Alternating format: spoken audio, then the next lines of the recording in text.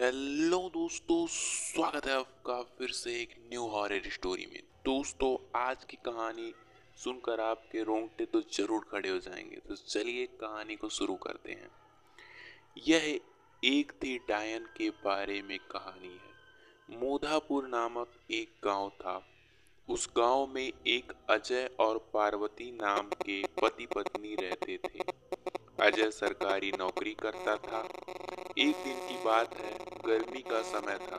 Ajay office का काम खत्म करके रोज की तरह ऑफिस से घर वापस जा रहा था। रास्ते में एक बाजार पड़ता था, तो उसने सोचा कि घर जाते जाते कुछ सब्जियां लेते चलूं। तो उसे वहां खूब ताजी ताजी मछली दिखी और उसे खरीद लिया। इसके अलावा और कुछ सामान लेने लगा। सामान लेते लेते उसे समय का पता ही नहीं चला। काफी अंधेरा हो चुका था। घर थोड़ा दूर था, तो वह सोचा कि सीधे सीधे रास्ते से जाऊंगा तो और काफी रात हो जाएगी। इसलिए आज जंगल के रास्ते से जाता हूँ, जल्दी पहुंचाऊंगा। वह जंगल की ओर अपनी गाड़ी घुमा लिया। काफी अंधेरा हो चुका था और अजय तेज गति से गाड़ी चला रहा था। थोड़ी देर बाद उसके गाड़ी के सामने एक औरत आई और अजय झटके से ब्रेक मारते हुए गाड़ी को रोक दिया। अजय उस औरत को देखा। वह औरत बड़ी घूंघट डाल रखी थी और जोर जोर से रो रही थी।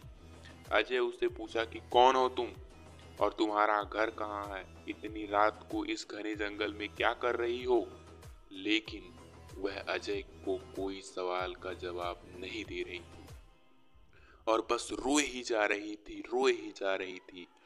उसके रोने से ऐसा लग रहा था कि पूरा जंगल ही गूंज रहा हो। अजय ने सोचा कि शायद किसी मजदूर की पत्नी होगी जो रास्ता भटक गई हो। रास्ता बहुत ही सुनसान था, इसलिए उसने सोचा कि औरत की मदद किया जाए। फिर अजय ने बोला कि तुम मेरे साथ मेरे घर चलो, सुबह होते ही मैं तुम्हें घर छोड़ दूंगा। वह अजय के साथ घर चलने के लिए तैयार हो गई और गाड़ी के पीछे बैठ गई। रीति रिवाज के कारण उसने अपने सिर पर घूंघट डाल रखा था, जिसकी वजह से उसका चेहरा छुपा हुआ था। काफी रात हो गया था। घर पर अजय की पत्नी उसका इंतजार कर रही थी। जैसे ही घर के बाहर गाड़ी की आवाज सुनाई दिया, वैसे ही पार्वती दौड़कर बाहर आई। उसने अजय के साथ एक औरत देखा तो उसने अजय से पूछने कि यह कौन है जो तुम्हारे साथ आई है। अजय ने सारी कहानी पार्वती को बताई।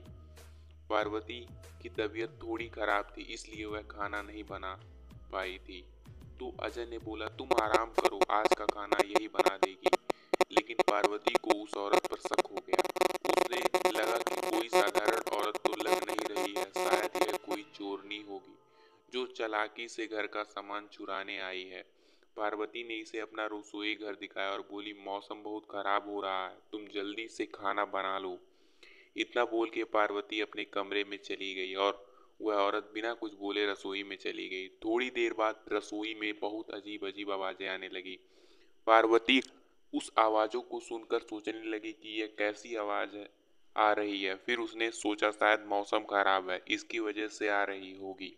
लेकिन उस औरत को लेकर उसका मन अभी शांत नहीं था। जब पार्वती 20 मिनट बाद दोबारा रसोई गई तो देखी कि वह औरत सब चुपचाप बैठी थी। पार्वती को यह देखकर बहुत गुस्सा आया और वह पार्वती से चिल्लाकर बोली, अभी तक तुमने खाना क्यों नहीं बनाया?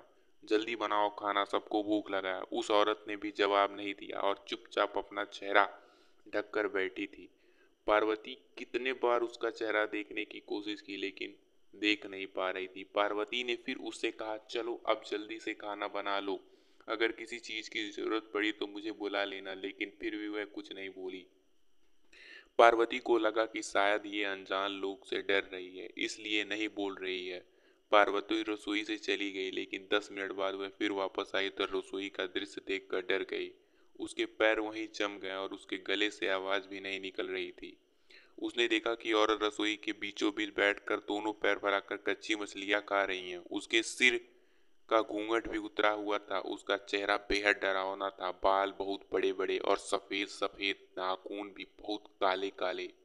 वह मछली खाने में इतनी व्यस्त थी कि वह पार्वती तो को देख ही नहीं रही थी। पार्वती ने उसको देखा और चिल्लाया, नहीं, और ज्यादा अपना खतरनाक रूप बना लिया। पार्वती ने धीरे से एक थैली उठाई और चूल्हे में जलता हुआ कोयला उठाकर उसकी तरफ दौड़कर उस डायन के पीछे गरम कोयला फेंक दी। आग की जलन की वजह से वह जोर जोर चिल्लाने लगी। उसकी आवाज इतनी तेज थी कि उसे सुनकर सारा गांव इकट्ठा हो गया। पार्वती ने उसे आग दिखाकर अपने घर से बाहर किया। वह आग के डर से सीधा जंगल की ओर भाग गई और फिर वापस उस गांव में कभी नहीं आई। दोस्तों, यह कहानी आपको कैसी लगी? अगर यह कहानी आपको अच्छी लगी तो वीडियो को लाइक करें और चैनल को सब्सक्राइब करें, क्योंकि हम ऐसे ही डरावनी कहानियां आपके लिए लाते रहेंगे।